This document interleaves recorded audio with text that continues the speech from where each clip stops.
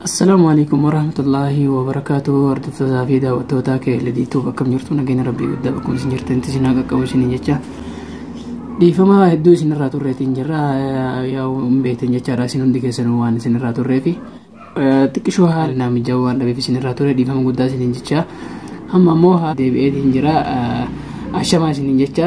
Har'a ammoo viidiyoo tokko qabadhee isinii dhiyaadheetiin jira. Viidiyoo ajaa'ibaati jechaadha. Videoon kunis yoo agartanii haala amma ani isin garsiisu kanaan seeraan kan itti fayyadamtan taate akka isin irraa jijjiiramtan abdii qaba. Gama biraatiin viidiyoo kana namoonni isin bira ga'e jechaadha like share subscribe gochuudhaan jajjabeessaa isiniin jecha.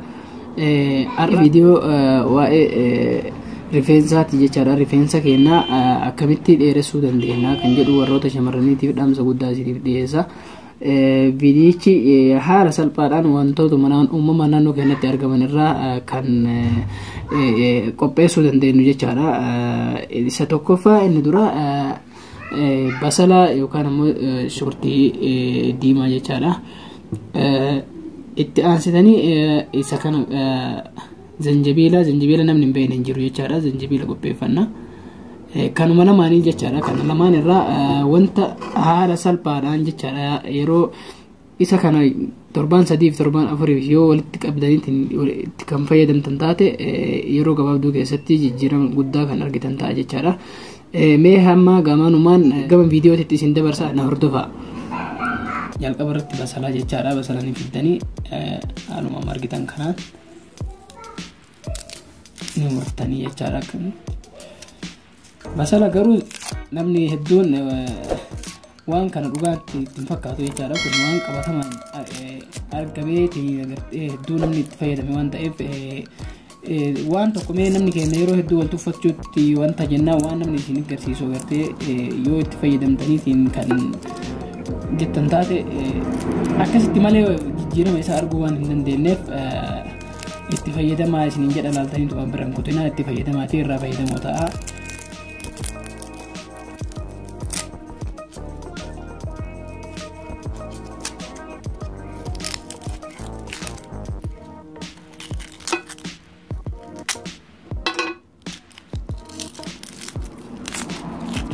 Okay.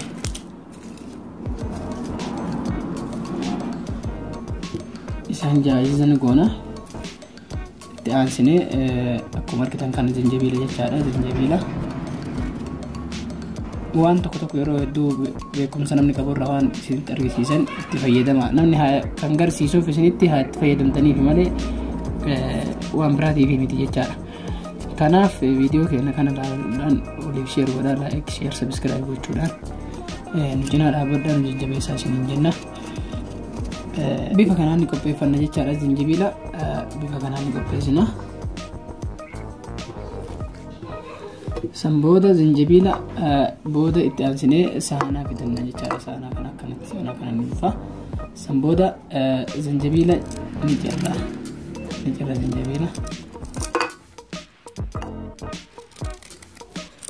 Waan muraasa irraa isinitti agarsiisa fakkeenyaaf waan ta'eef jechuudha. Isin yeroo itti fayyadamtanitti heddeemmeessitanii itti fayyadamuu dandeettan. Nama fakkeenya naamunaadhaa irraa isin agarsiisa waan ta'eef itti fayyadamaa keessattuu warroota shamarraniitiif ergaa guddaadha.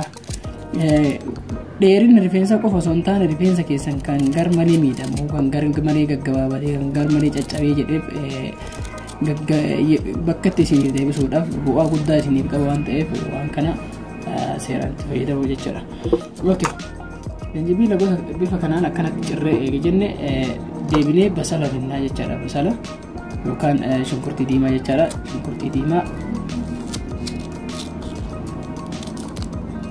Shunkurtii diimaa jechaadha.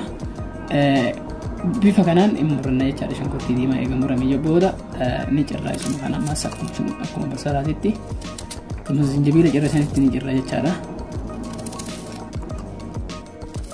Akkuma argaa jirtan jechaadha. Amma haala kanaan eega kanatti jaayiza goone booda zanjabiilaa fi shunkurtii diimaa eega kana walitti cirree amma naamunaa isin agarsiisa waan ta'eef isin yeroo itti fayyadamtanitti heddummeessitanii godhuu dandeettan jechaadha. Amma bifa kanaan eega kanatti cirree booda deebitanii meeshaa kana fiddan jechaadha. Meeshaa kana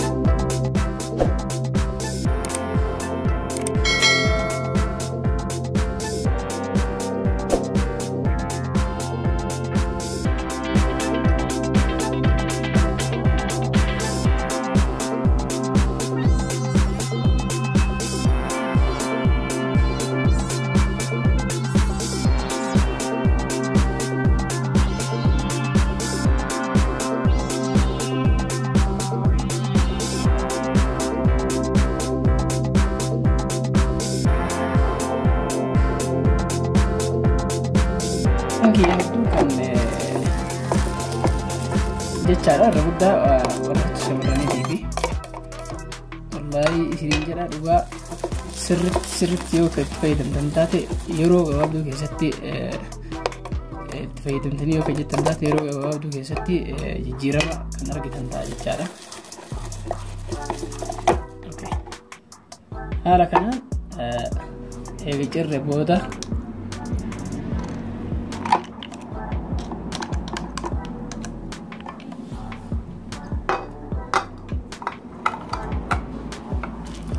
amma argu jirtan jechaadha. Haala kanaan ciramee jira. Sanboota amma waan itti aanu isinii fida jechaadha. Akkaataa sirriitti na hordofaa.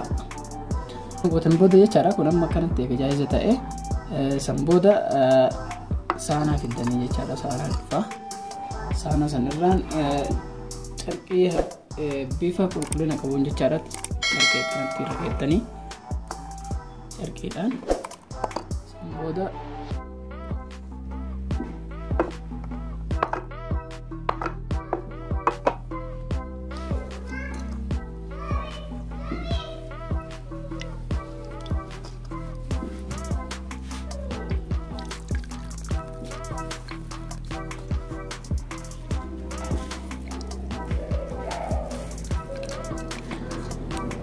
haala kanaan sirriitti keessa jirtanii jechaadha. Kan barbaadamu qoola isaa osoo hin ta'in bishaan zanjabiilaa fi bishaan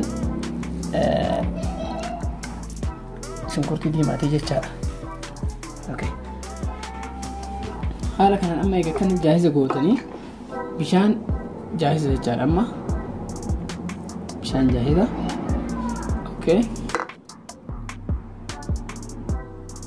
kana booda jechaadha.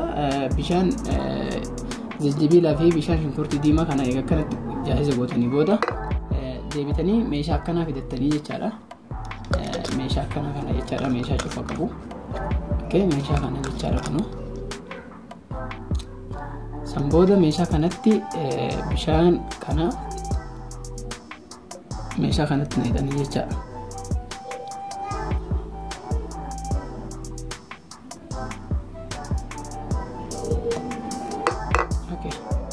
Bishaan kanatti eega akkasii naqxanii booda ni fiddanii eega kana fiddan as keessatti eega naqxan booda deebitanii rifeensa keessan hunda isaatitti jechaadha.